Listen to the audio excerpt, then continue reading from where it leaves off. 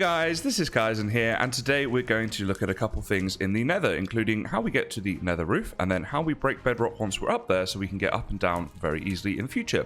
So of course we're going to have to head into the nether, which I'm going to do through this very good looking portal here behind me, and I want to do a little shout out to Omi who made this for me. We are of course on Tortuga, so she's one of the players on there, and this is looking very, very cool. So first thing we're going to do is head into the nether. Now I do have a lot of items on me, but just to say, if you want an accurate list of materials, they will be posted in the description and the comments. So you can see exactly what you need to do these two things. So first up, we need to get onto the nether roof, of course, and to do that we need to find an area that is just like this. And if I get my coordinates up right here, you see that my Y is currently 125, so that's what we want. And if we place down a daylight sensor right here, I know that right above this block right here is going to be our way to the nether roof, because it's basically a one thick right now between me and the nether roof in terms of bedrock. So there's one layer of bedrock. Now in terms of in a minute when we come to breaking a hole in the bedrock, we want an area like this where there's one bedrock and then you're down into the normal nether. So this is going to be a good spot for that. So what we can do is using our coordinates, if I move left here, you'll see that my Z coordinate I should say is changing, right? So that is 617. It's going to be the area for this, because if I was over here it's wrong, right? And also if I were to go this way, in fact what I'll do is I'll come down here a little bit to show you this.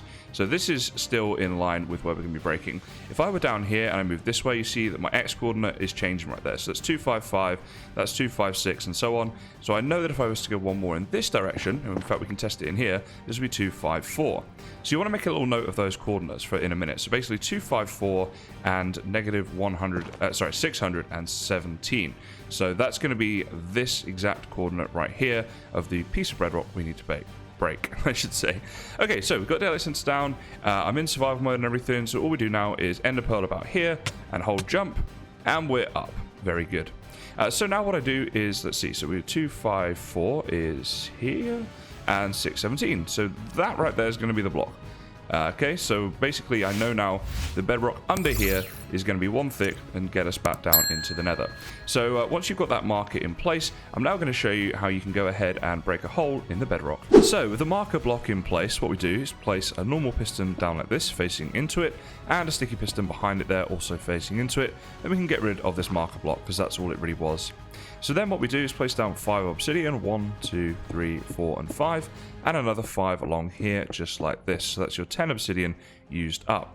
We then will place a lever right there, and we're going to place redstone repeaters, 1 just here, 2, 3, 4 and 5, and then 1, 2, 3, 4 and 5. Now what we need to do is set them all to the maximum tick delay. So the way that we do that is right click each one of them 3 times. You see right there, the graphic there, the back block is extended to full. So you guys should be familiar with that, and that's how we do that. And let's get the timing exactly right. We then need to place a redstone dust down here like this to connect these up, and a block right here just like that. Any solid block will do. I forgot to bring cobble, so I'm using iron. Then we want to place down an activator rail. So do that right here. So this is like the lever is on this obsidian, the activator rail is there, and our first TNT minecart is going to be placed down here. Okay, very good. So in a second we're going to flick this lever. This piston right here is going to extend as this blows up, and hopefully if we get the timing right, it will turn into a headless piston. So we flick the lever, stand back so you don't hurt yourself, and wait. Now we're hoping to get lucky, and on a server this will not always work first time because of lag and ping and stuff, but this time it has, so that's very good. Now, it's very important, once you have your headless piston, you want to go up here and place down a redstone block on top of it, just like that. Because now, when we go over here and we turn this off, if this was not here, this piston would update and sort of realize that it's headless and therefore break, which would not be good. Okay, so next up, come behind your solid block here like this, place 2 redstone dust, one there, going into this sticky piston right here, because we're now about to repeat this process and hopefully blow the head off the sticky piston. Now of the two, I do find this one is the one that's more temperamental, I guess because it's slightly further away maybe, but hopefully the timer works. Let's see, if we flip this right here, let's stand back again and see what happens. Well, our luck is in today, guys. We got this right first time, and I am on a server. So in single player, you'd expect this first time. On a server, not so much. Now again, you see I've placed the redstone block on top of there, and that's to stop it from updating once we come back here and flick this lever. Of course, at this point, all of this stuff right here is going to unpower, just like that. So that's kind of step one of this tutorial complete. What you want to do right now is give yourself a bit of space for the future stages. So we're going to get rid of this line of obsidian right here. We're also going to get rid of the redstone repeaters and the redstone dust that was behind it. So get rid of this entire line. One more, there we go. And get rid of these things right here. They're no longer needed, so we just want to get them out of the way so they do not interfere with anything else. And we can also get rid of this block right here and replace it with a redstone dust. So at this stage, you should have your 2 headless pistons right there, and 3 redstone dust in total, 1, 2, and 3, just like that. So that is step 1 complete once you hit this stage. So now you're going to need some normal pistons, and the first one is going to go where your temporary block was before, in between the 2 headless pistons.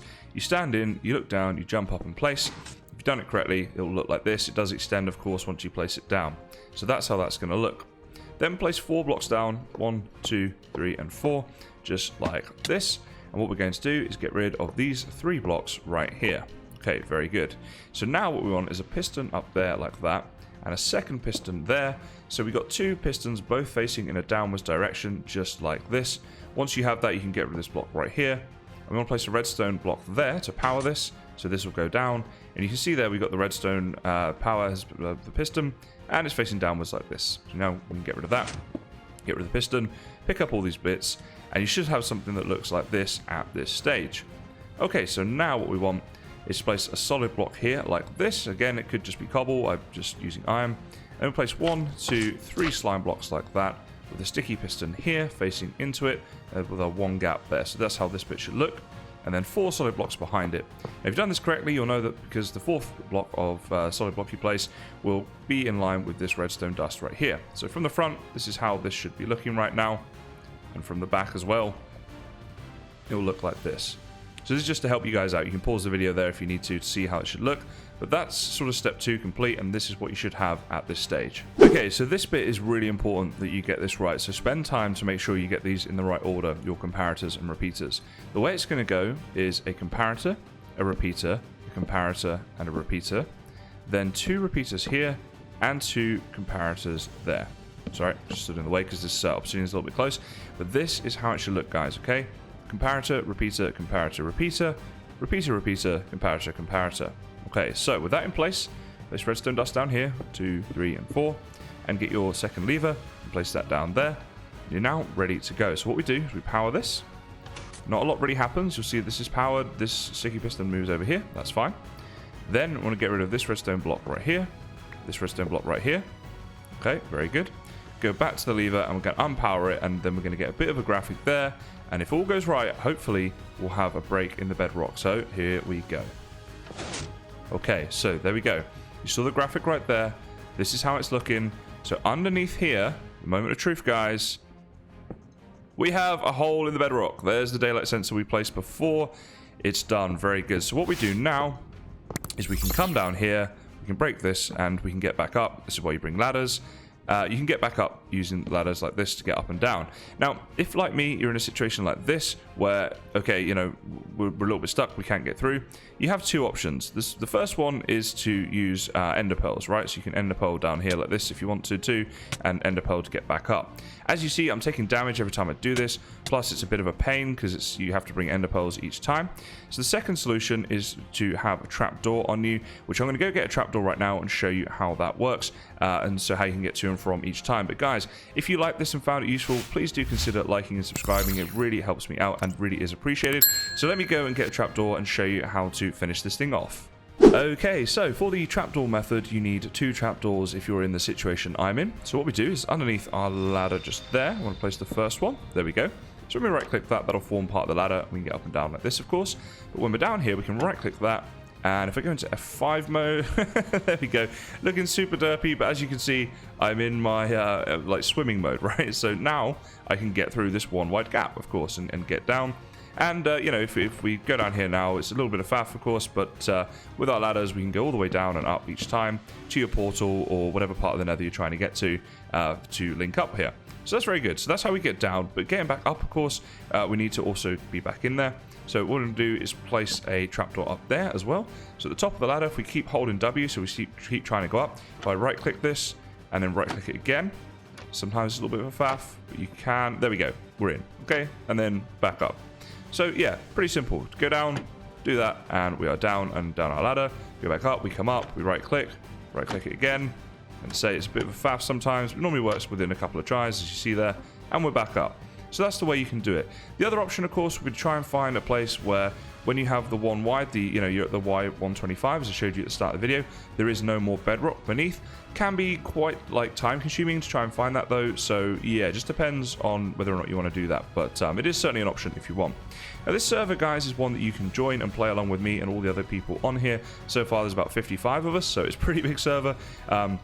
But it's no lag and stuff like that. Shout out to Cubed Host, you do a fantastic job hosting this.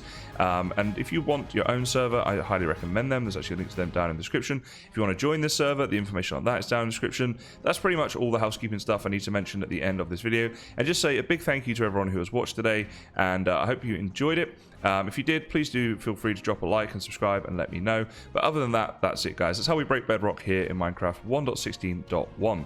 Any questions and stuff, do ask me down in the comments. I'll try to respond. But for now, I just want to say thank you very much for watching, and I'll see you next time.